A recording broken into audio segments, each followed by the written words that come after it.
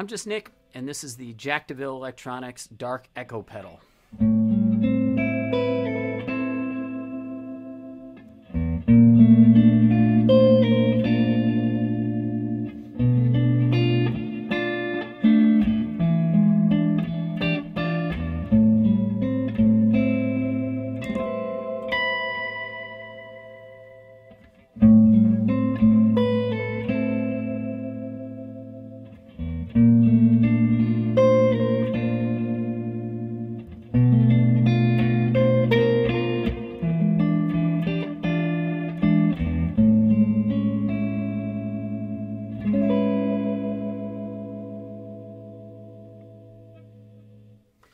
So, here's the deal with this pedal.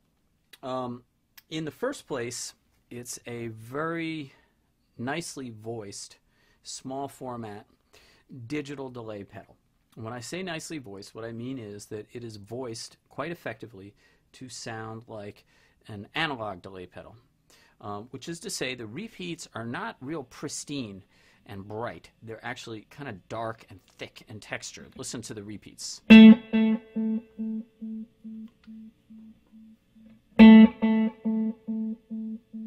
And they get darker as they trail off.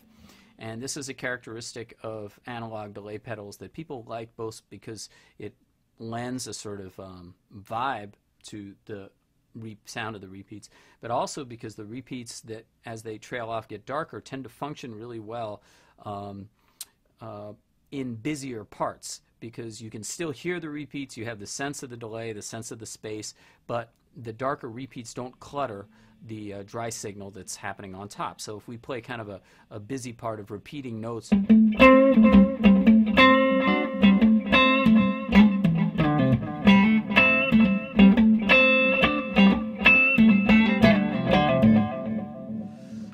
even though there's lots of repeats happening under all of that, they happen in a way that allows the main line or the initial dry signal to come through and not feel too crowded. So that's what we like about an analog delay, or this pedal that sounds very much like an analog delay.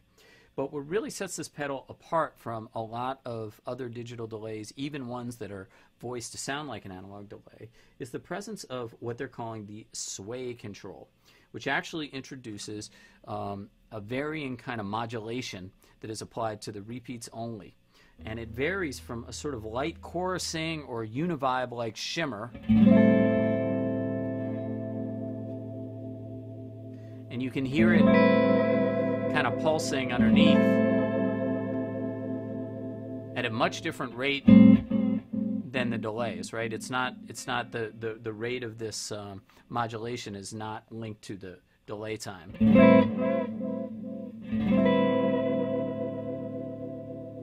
And as we increase the sway, we get some really kind of extreme pitch modulations.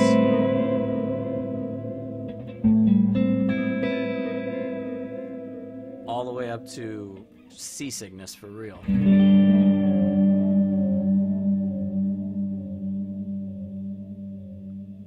So anything from a fairly subtle kind of shimmering to some really kind of crazy sways that, recall like a tape delay, or a tape delay even that's not functioning properly. And when we combine these, for instance, with short delay times and lots of repeats, we can get some very interesting sort of spatial effects that are really hard to come by on most small format delay pedals like this. We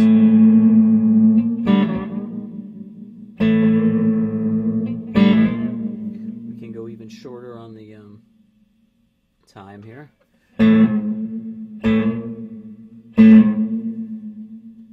Increase the repeats.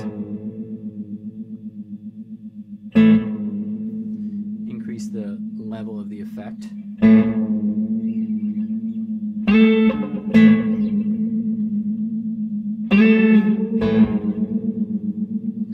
And if we go way up on repeats, we can get this thing to go into uncontrolled feedback,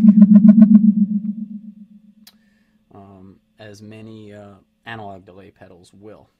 We can do standard slapbacks, but again, with the sway control, we can get some really nice, just subtly modulated slapbacks that are very, very cool. We'll reduce repeats, keep the time pretty short, and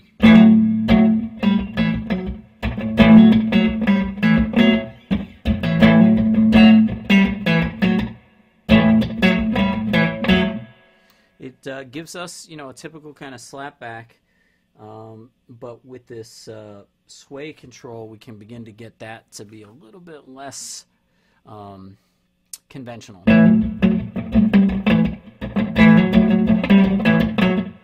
If we go more extreme with it,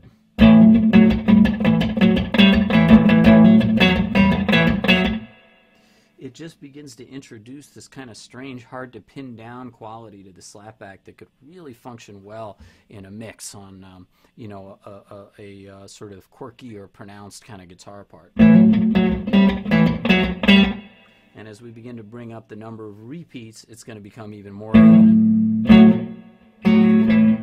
Lengthen the time just a little bit.